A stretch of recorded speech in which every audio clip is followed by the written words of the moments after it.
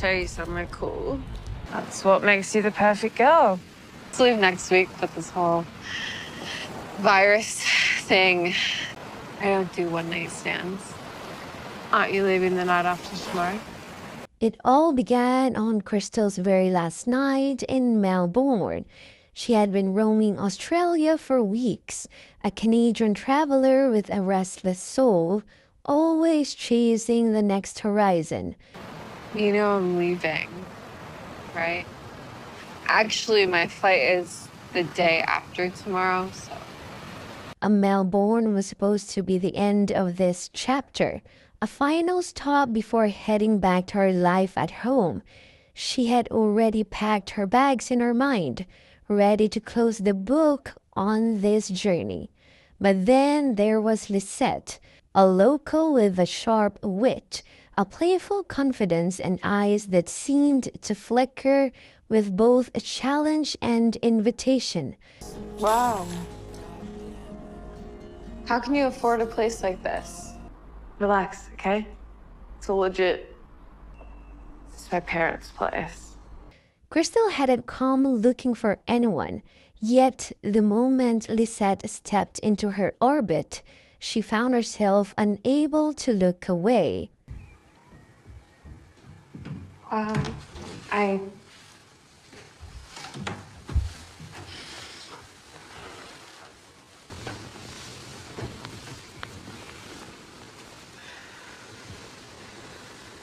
Sure. They met by chance in a bar buzzing with weekend laughter. What started as harmless chatter, half a joke, half a dare, quickly took on its own rhythm. Do you do the tour where you get to hold a koala and have, like, this bird sitting on your head? Well, if the world really is ending, I don't do one-night stands. Aren't you leaving the night after tomorrow? That's 2 nights. That's practically a relationship. Their words overlapped, teasing and testing, until it felt like they'd known each other far longer than a handful of minutes. Laughter filled the air, glasses clinked, and the night stretched into something neither expected. Not gonna what?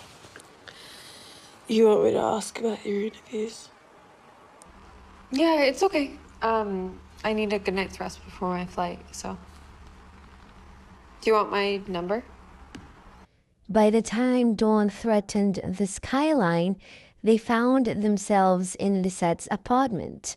A one-night stand, they told themselves. A fleeting spark, nothing more. At least that's what they believed. Bring it back here, and then I'll bugger off for a bit. I can't. Kristal, this whole pandemic is just... It'll all be over in a couple weeks, and you said that you're gonna stay for another week anyway. But morning had another plans. The world outside shifted overnight. Melbourne went into sudden lockdown. Borders closed tight. Flights vanished from schedules, and Kristal's carefully planned ticket home dissolved like smoke. What is it? My flight's been canceled. All flights out of Melbourne are canceled indefinitely. What do you mean, indefinitely? I can't stay indefinitely. She stood in the doorway of Lisette's apartment, suitcase in hand, heart caught between frustration and disbelief. She didn't belong here, not in this city, not in this stranger's home. Yet there she was, stranded. Lisette leaned casually against the door frame, her lips tugging into a sly, almost triumphant grin. Lisette, teasing, "Well, looks like fate decided you're stuck with me." And just like that, Kristal's detour began. Days melted into weeks. At first, the apartment seemed unbearably small, every corner echoing with the friction of their differences. Kristal was neat, deliberate, a woman who liked her world in order. Lisette was the opposite. Messy, spontaneous, always improvising. They collided over little things. Kristal's obsession with neatly folded laundry, Lisette's reckless experiments in the kitchen, the way Lisette sang loudly and off-key in the shower. Their clashing personalities could have pushed them apart. But somehow between the arguments, laughter snuck in. There were nights when they shared a cheap wine until the bottle was empty, mornings when they cooked breakfast side by side, and conversations that unraveled long hidden stories neither of them planned on telling. Each day blurred into the next, but in the blur, something new began to grow. One evening, Kristal lingered at the kitchen table, watching Lisette hum softly to herself while chopping vegetables for dinner. There was no audience, no performance, just Lisette in her own world, comfortable and unguarded. For the first time, Kristal saw beneath the playful bravado. She saw the tenderness there, the vulnerability Lisette rarely showed. Kristal quietly, almost to herself, "You make it look so easy." Lisette glanced back, her smile lighting up the room in that effortless way only she could manage. Lisette said, "Maybe it is when you are here." Something in the air shifted. The walls between them, once so solid, seemed to dissolve.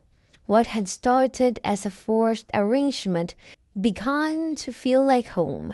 As days turned into nights and nights back into days, the distance between them narrowed.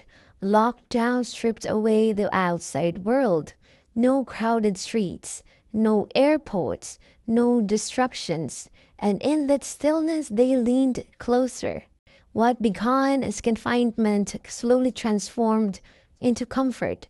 What began as strangers began to feel like something far more intimate.